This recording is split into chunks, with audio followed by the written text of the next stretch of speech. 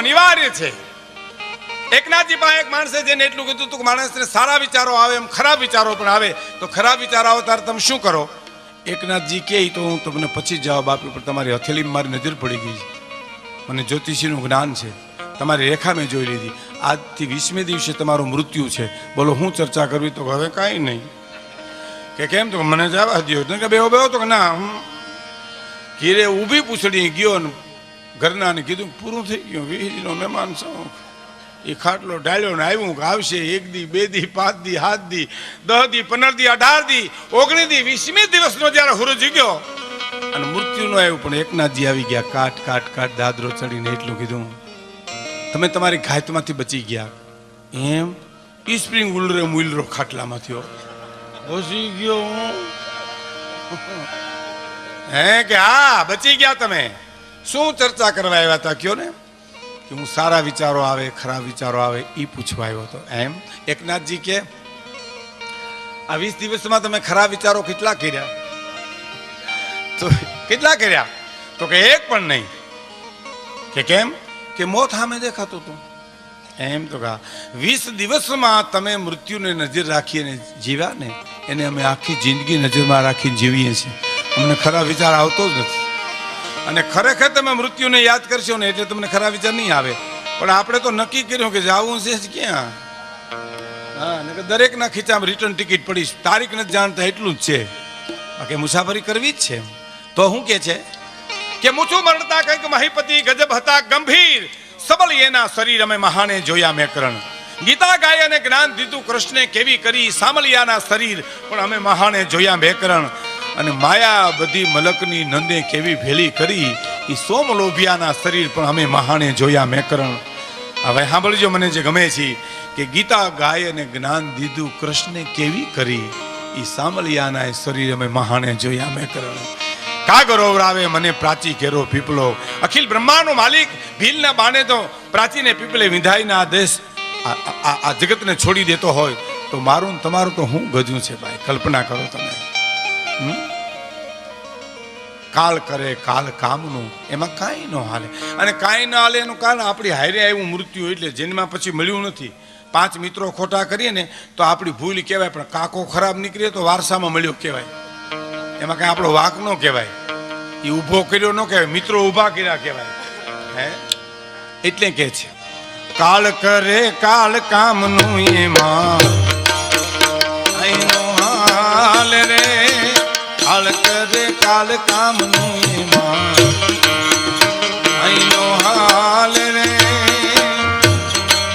અને મરું જાણે મર જીવાને રમતા તાલે રે, અંતગાદી નવ જાડતા રે તો ધરતા રે મૂરે બાવલિયા મોજ મારે મોજ મારે. અગમ નો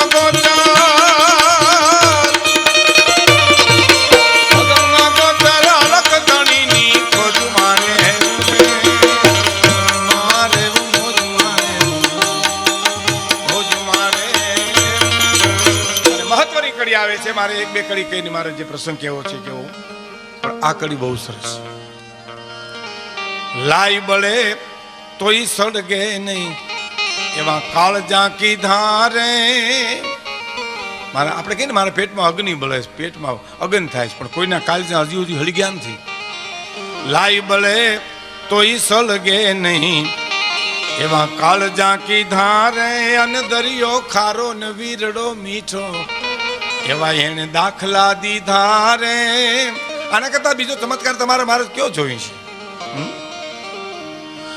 તો પછી જીવન નથી એ જંજાળ, જીવન તો છે જીવવા જેવું રે બાવલિયા મોજ મારેવું મોજ મારેવું.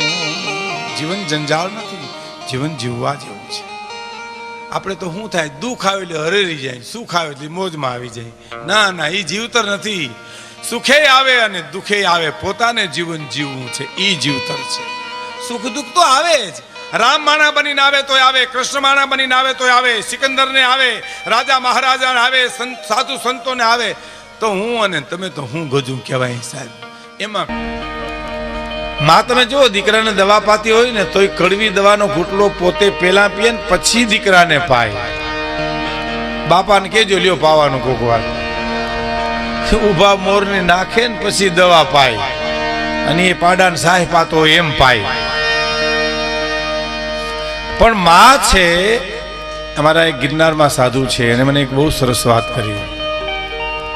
મને કે ભીખુદાનભાઈ, ભગવાનને એકવાર વિચાર આવ્યો હતો કે હું ઘેરે ઘેરે નહીં પહોંચી શકું, એટલે એણે માનું સર્જન કર્યું. અને તમને મને એમ કીધું કે મને પગે લાગવાની ઈચ્છા થાય, પરમાત્મા કે તે તમારી જનેતાના પગે લાગી લેજો. એટલે મને પગે લાગ્યા બરોબર જ છે. ચારણો અમસ્તી માના ઉપાસક નથી. એને ખબર છે કે માં છે એ પરમાત્માની પ્રતિકૃતિ છે. પ્રતિકૃતિ, પરમાત્મા ઈ જ માં, અને માં ઈ જ પરમાત્મા. બસ માતાઓ ઓછી વાતો કરો, બહેનો ઓછી વાતો કરો. બાપા વાંધો નહીં, બહેનો ઘણી વાતો કરે. બહેનોનો સ્વભાવ છે, વાતો કરવી ને એનો સ્વભાવ છે. અમારે ત્યાં તો વાતો કરીને એકબીજુને પૂછે આપણે કેન્યું કર્યું ત્યું, એટલી તો રસપ્રદ થઈ જાય. એક બેન તો પોતાના પતિને લઈને ડોક્ટર પાસે ગયા હતા. ડોક્ટર સાહેબ, મારા પતિની તબિયત તપાસી દો. તો શું બીમાર છે? તો રાતે બકબક બહુ કરે છે, સુઈ જાય એવી દવા આપો, બકે નહીં એવી દવા આપો. ડોક્ટર કે ને કાંઈ દેવાની જરૂર નથી, અને દિવસે બોલવાની તક આપો. આ દિવસે તો વારો નથી આવવા દેતી ને, એટલે રાતે ઉભરા કાઢે નીંદરમાં બિચારો.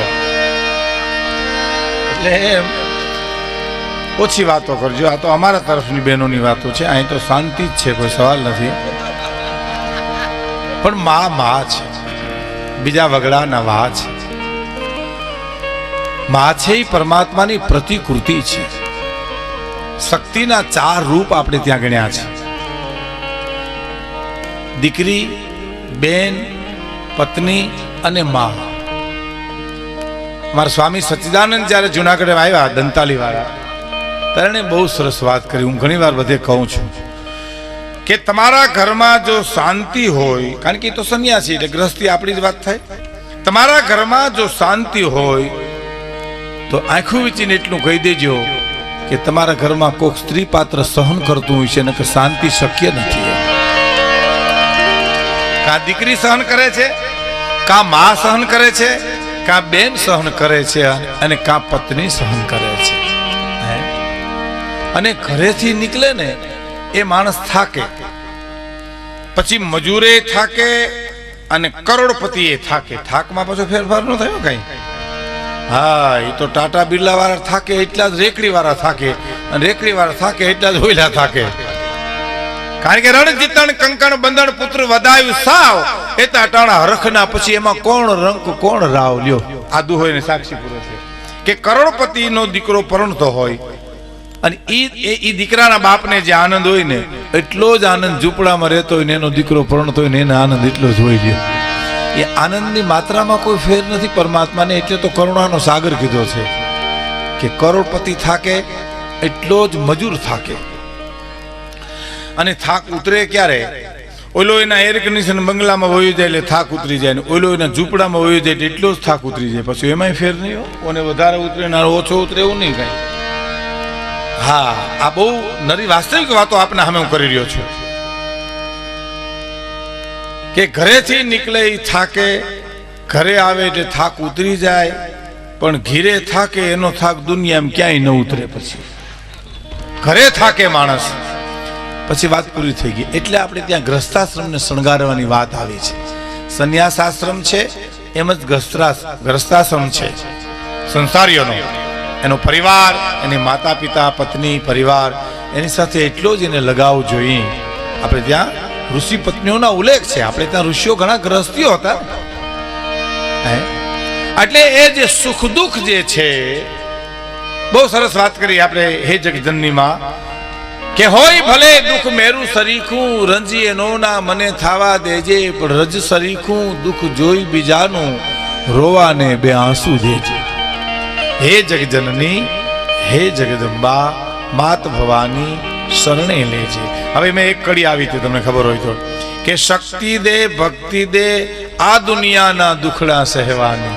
બોલો, હવે સંસારમાં આપણે આવ્યા એટલે દુઃખ આવ્યું અને આવ્યું. કોઈ એમ કે દુઃખ નહીં આવે વાતમાં માલ નથી. રામ માણા બનીને આવે તોય આવે, કૃષ્ણ માણા બનીને આવે તોય આવે, શિવ માણા બનીને આવે તોય દુઃખ આવે ને આવે.